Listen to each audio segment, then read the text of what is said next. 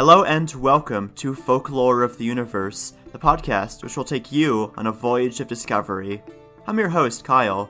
This is episode 30, Big 3-0. And for this one, I'm going to do kind of a special thing.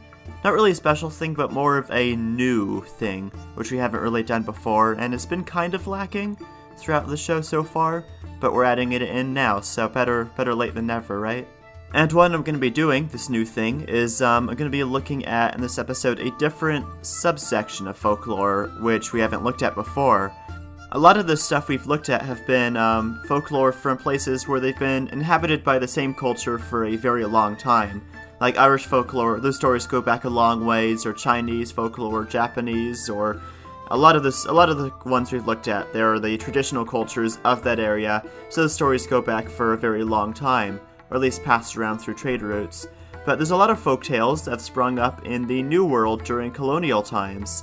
Like in the United States, there's a lot of folklore stories and tall tales, and the same's been true for other colonial spaces as well. Because, like we've said, a lot of folk stories are around for explaining things which don't really make sense.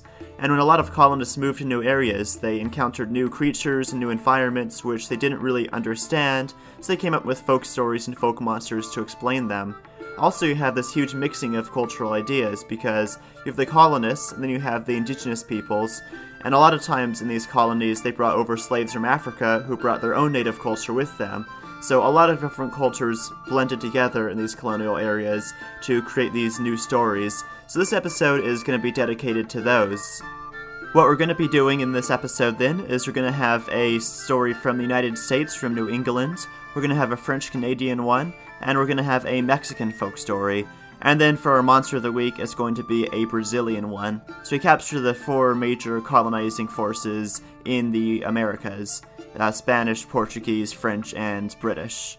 And with that, let's get started. So first up, like I said, we've got our Monster of the Week from Brazil. This is called the Curupira.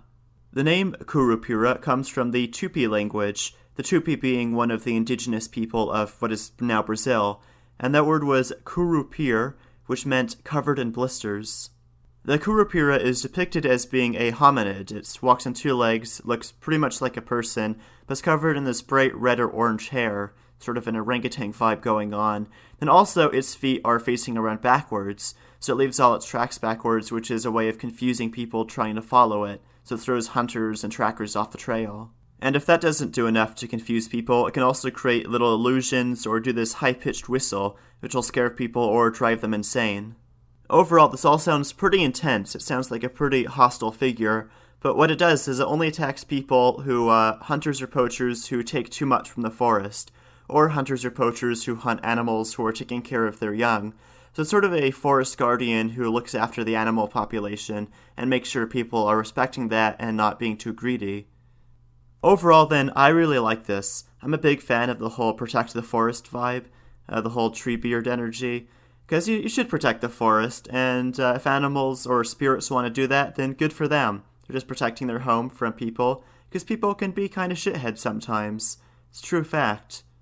Also, the Kurupiras will ride around peccaries, which are these little rainforest pigs, and that's just adorable. Like, who can't like that? Culture-wise, this is where it gets really interesting, because here we see this blending of cultures, because the name Curupira comes from an indigenous word, but its actions and its design blends motifs from European and African folklore, and how they often depict fairies in both those places.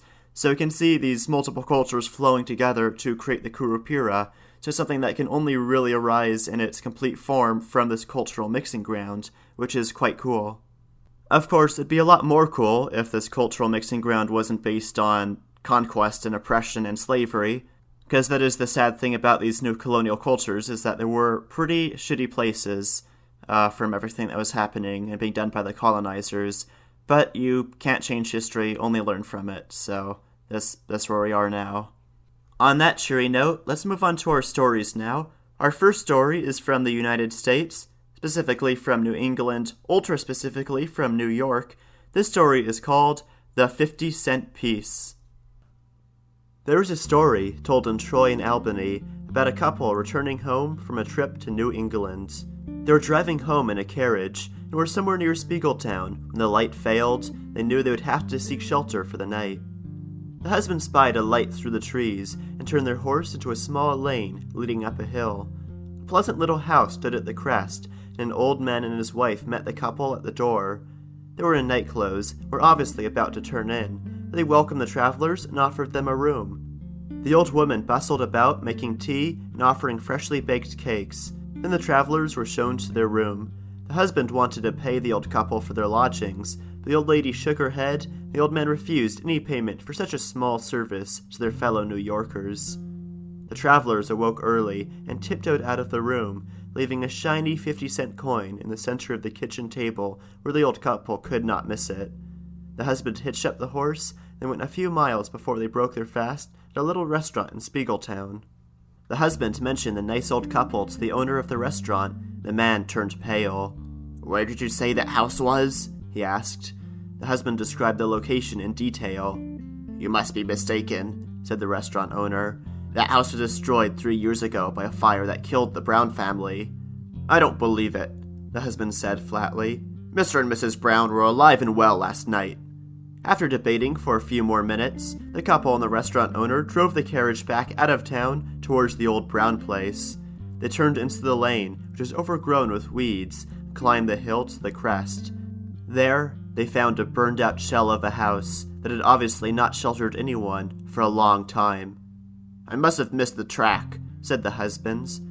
And then his wife gave a terrified scream and fainted into his arms. As he caught her, the husband looked into the ruin and saw a burnt table with a shiny 50-cent piece lying in the center. The end. This is a particular subset of ghost stories, which is pretty popular in the United States. They sort of took off, where the ghosts pretend to be alive and they're really friendly and help someone out, but then they go back and find out that they're actually a ghost the whole time. These sorts of ghost stories have even followed us into the modern day. There's sort of an iconic story where there's a hitchhiker who's sort of lost out on the road, it's cold, and a trucker picks them up and takes them down to this diner, gives them a bit of money, and just says, "Oh, no, tell them Big Al sent you," then drives off into the night. And then the hitchhiker goes inside, and they pay for some food and a drink, and they mention that, and the diner owner's like, "Oh, yeah, Big Al, he died a while ago trying to, avoid a crash with the school bus or whatever, but he still helps out people on the road every now and then." So it's the same sort of story where this ghost is still friendly, still around, still helping people, but pretending to be human, presumably not to freak people the fuck out, because if you knew they were a ghost, you'd be like, what's your deal? Are you really friendly? Are you actually a Casper-type friendly ghost, or are you drag me to hell, Hamlet-type ghost? What's your deal? It's always important to know what type of ghost you're dealing with. You always have your ghost encyclopedia on hand. Top tip. Another detail you might notice about these stories is there's always some sort of proof that the person was a ghost. Like in this one, they leave the coin on the table, and the husband was even doubting that this was the same house until they saw the coin there. So you always have to have that verification that, yes, this is actually a ghost story. Yes, they were ghosts. Here's the evidence. Fact. Also, another little fun tidbit is there's this bit where the wife faints when she sees the coins. And you've probably seen a lot of the things of women fainting in like old stories or old movies and wondered what the hell is up with that, because people don't really do that. That's not how people work. The reason for this is that women used to all wear corsets, or at least upper class women did. And corsets are like these horrible vice grips. They're like Chinese finger traps, basically, that go around your body. And what they did is they were so tight they would restrict airflow. So if a woman saw something shocking, that would increase the heart rate. She wouldn't be getting enough oxygen in her blood, which would cause her to faint. So it was actually this sort of nasty medical complication that arose from wearing these things. So that's why that happens, and then once corsets went out of style, this obviously stopped happening. That was a fun little American ghost story, but now it's time to move on to our next story, our French-Canadian one. This story is called The Devil and the Werewolves. Now there was once a man named Jean Dubois who never did a lick of work, but his house and his barn and his crops were still the best in the whole land. This puzzled people, since Jean had no family and no hired men to help him. No one could figure out how he managed to have the best trapping lines in winter and have fences and barns in perfect repair at all times, with no one working his farm. Odder still were the reports of a roaring sounds that came from Jean Dubras' property late at night when good, God-fearing people should be sleeping. His neighbors started avoiding the place, and folks in town would hurry to the other side of the road rather than meet Jean when they saw him coming. One night, Dubras' next-door neighbor, Alphonse, had a bit too much to drink. Alphonse decided he would dare the strange noises, take a shortcut across Dubras' land to get home. As he was weaving his way through the fields, he heard a loud roaring noise from overhead. Alphonse threw himself flat on the ground, and saw a huge canoe flying over him. The canoe landed on the ground in the clearing next to the Dubois house, and the devil jumped out with a whip in hand. At the sight of the devil, Alphonse gasped and rolled under some shrubs at the edge of the fields. From his hiding place, he heard the devil shout, "Come out of the canoe!" and snaps the whip at the occupants. 20 creatures with shaggy coats of wolves, but the upright walk of men leapt from the canoe. Alphonse recognized them immediately. They were werewolves, called loups-garous, men who had neglected their religious duties for so long that they had fallen under the spell of the devil. As the loups-garous began plowing and mending fences and doing all the daily chores on the farm, Dubras came out of his front door to talk and drink with the devil. Alphonse knew then that Dubras had sold his lazy soul to the devil in exchange for the werewolf's work on his farm. Alphonse lay trembling under the bushes, praying the devil and his minions wouldn't find him. At last, the devil and the loups-garous jumped back into the flying canoe and flew away. As soon as it was safe, Alphonse hurried to the local priest to report what he had seen. When he heard about Dubras' evil visitors, the priest came up with a plan to rid the neighborhood of the devil. While Dubras was in the town the next day, the priest sent Alphonse and several of the parish men to Dubras' farm with buckets full of holy water. The men sprinkled the holy water over Dubras' house, his outbuildings, and all of his lands. Then the men hid themselves in the bushes to keep watch. It was midnight when the devil and the loups-garous came flying to Dubras' farm in the huge canoe. They landed in the clearing next to the house. The devil leapt out of the canoe. As soon as his foot touched the holy water sprinkled on the ground, the devil started leaping about and shrieking in pain and rage. The werewolves were frightened and fled away from the canoe. The devil was furious. He believed that Dubras was trying to save his soul by driving the devil away with holy water obtained from the priest. The devil ran to the house and pulled Dubras right out of his bed. He dragged Jean Dubras outside, threw him into the canoe, and flew away in a blast of fire that scorched the ground for many meters. The men of the parish collected the werewolves and brought them to the priest. The priest pricked each one with a knife, which is the only way to turn a loups-garous back into a man. The restored men fell to their knees and begged the priest to forgive them for neglecting their religious duties. From that day on, the men were faithful to their parish. Never more did any fall under the devil's spell. But Jean Dubras was never seen again. The end. There's a lot of fun things to unpack in this story. First off, we've got this deal with the devil motif, which is pretty common in European folklore. It's not just the devil, it just deals with supernatural entities in general. Like sometimes it's with fairies or elves or whatever in the goddamn hell Rumpelstiltskin is. So there's lots of dealings and goings-ons, and they don't always end the same way. Sometimes people trick whoever they deal with. Sometimes they get captured and they have to complete the deal. So it's little bit of both. Could go both ways. Sometimes works out, sometimes does not. This particular motif of someone being extremely prosperous through shady means is also sort of a common one. Sometimes it's through deals with the devil, like in this one. Sometimes deals with the fairies. Sometimes they're just a pirate. They're like luring ships their doom by pretending to be the lighthouse or snuffing the lighthouse out. So, sort of common thing. This probably arose just out of people being jealous, or envious rather, of other people's fortune. Like maybe one farm has slightly better soil than another, so it's got better crop yields, and everybody's like, well, what the shit, they gotta be doing some sneaky stuff with demons, or otherwise, why else would they be doing so much better?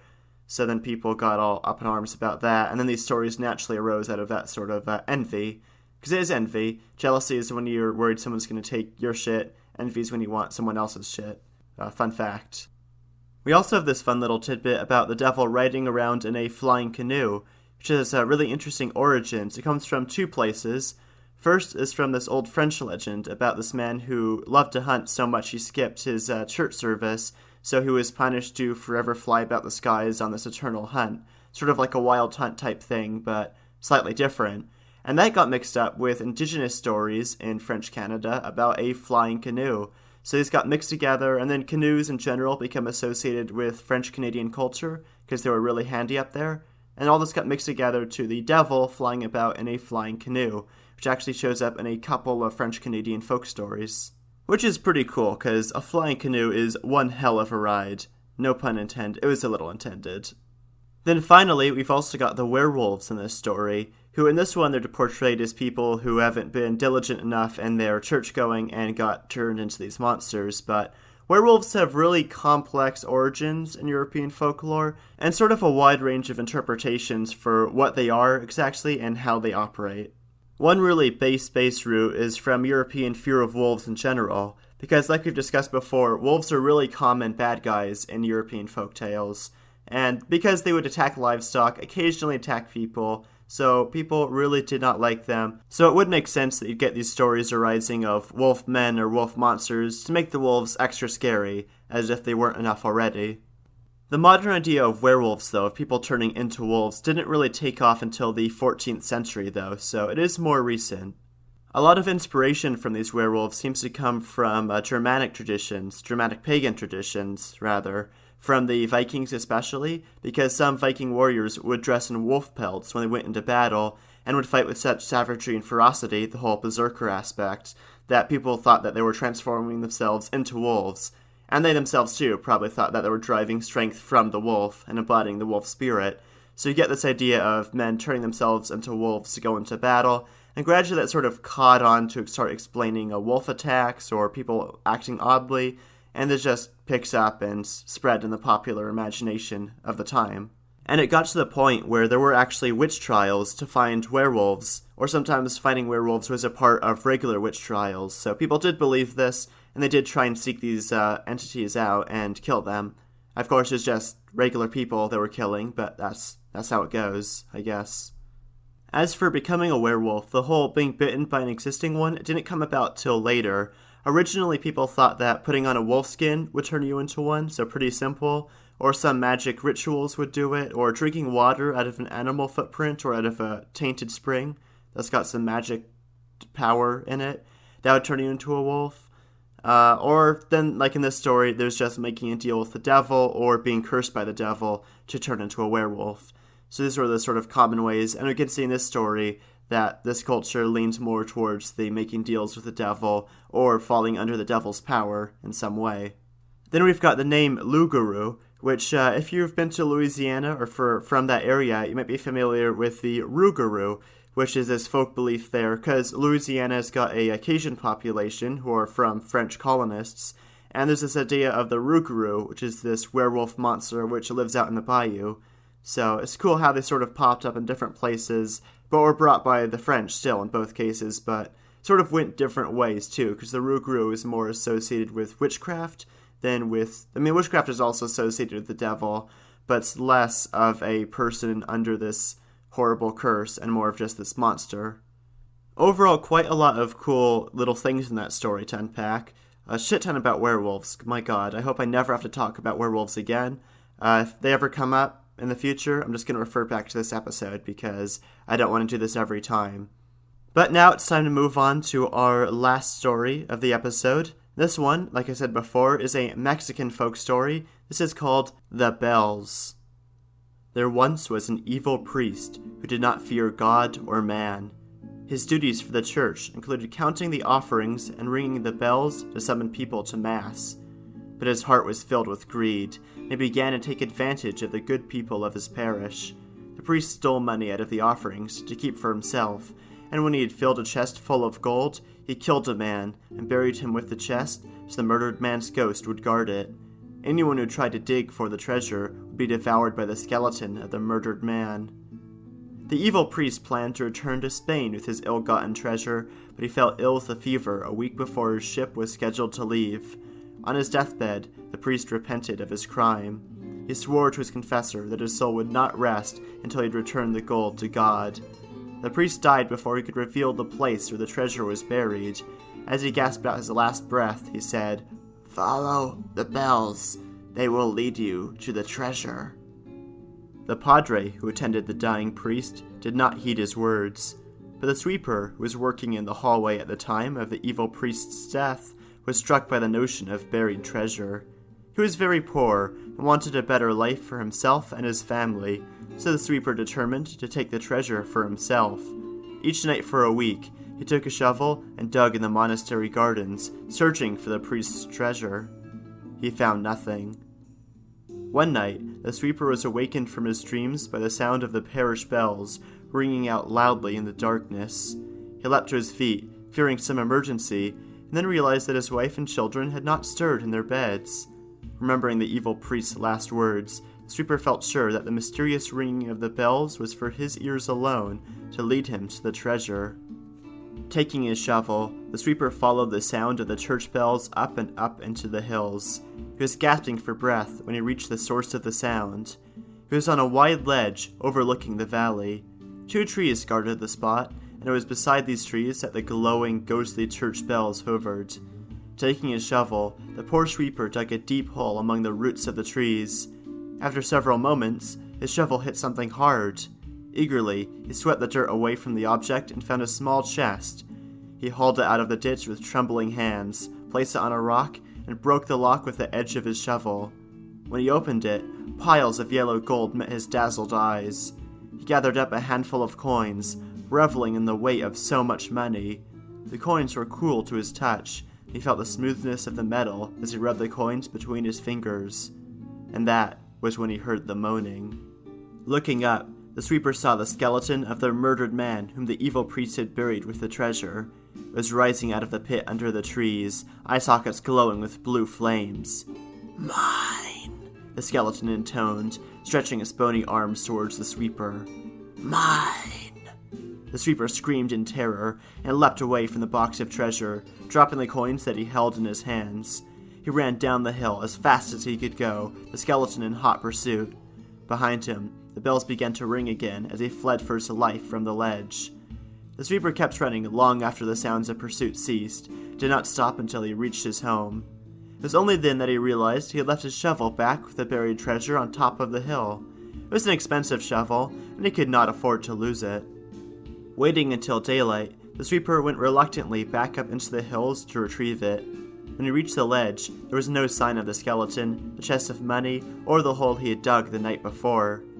He found his shovel at the top of a tall tree, whose first branches began nearly 20 feet above his head. The skeleton must have placed it there after it chased him down the hill, he decided grimly, knowing that there's no way he could retrieve it. Turning sadly away, the sweeper's eye was caught by a gleam in the bushes near the rock where he had placed the treasure chest the night before. Carefully, keeping his eye on the place where the skeleton lay buried, the sweeper felt around the rock until his hand closed on 2 gold coins that the ghost had missed. Casually, he put the coins in his pocket and hurried from the ledge. When he got home, the sweeper put the coins into a sock and hid it under the floorboard for safekeeping. The sweeper never went back to the ledge to retrieve the evil priest's buried treasure, though sometimes he was still awakened by the mysterious sound of the bells. He knew it would take someone more pious than himself to banish the ghost of the murdered man and reclaim the money for God. But he did use the gold coins to send his eldest son to school, and with the leftover change, he bought himself a new shovel. The end. A big part of Spanish colonization in the New World, and something that crops up in a lot of folk stories, especially from the earlier colonial time, was gold. Because there are these huge cities of the Aztecs and the Inca with loads of gold treasure, and there's sort of this whole golden fervor took over, where loads of conquistadors came over seeking for their own treasure trove, and a lot of the ships went back to Spain, bringing all the gold and silver back, so there's piracy and buried treasure and all that romantic stuff, like Pirates of the Caribbean and swashbuckling treasure hunt adventures, and all that jazz. So this whole idea of buried treasure and secret treasure hoards crops up a lot. But of course, Spain was also very, very, very Catholic when it was doing all this, so there's this whole idea too of being pious and putting God first, and holiness is better than gold, in theory, if not in practice. And the sweeper embodies this piousness and ideal non-greediness, because when he gets the gold, all he does with it is buys himself a new shovel to replace the one he lost, and send his kid to school, both of which are pretty noble and not really greedy things. They're fairly selfless acts. Sending his kid to school is, and then buying himself a new shovel, that's just, fair trade. So he is definitely the moral ideal to follow in this story, not the priest. The priest is a no-no. There's also this really fun necromancy aspect where the priest uses dark magic to curse the skeleton to guard his treasure for him, which is pretty damn good defense systems. Like, screw home security, like alarms and doorbell buzzer securities and cameras. Get a cursed skeleton to guard your house. That'll do it. That'll scare everyone away. But besides all that, there's not too much more for me to say about the story. It speaks for itself pretty well. So with that, I'm going to wrap the episode up here. So as always, thank you for listening. I hope you enjoyed listening to this as much as I enjoyed making it. It was fun to go in sort of a new direction with the stories, so I hope you enjoyed that too. If you have any ideas for stories or monsters, or if I've gotten something horribly wrong and made a big mistake, then shoot me an email. It's in the description, and I'll be happy to address that and maybe put that into the show for the next episode, our next available episode. And of course, share this around with everyone you know. The more listeners, the better. And that is all. So, I've been Kyle, this has been the show, and I will see you next time. Bye-bye.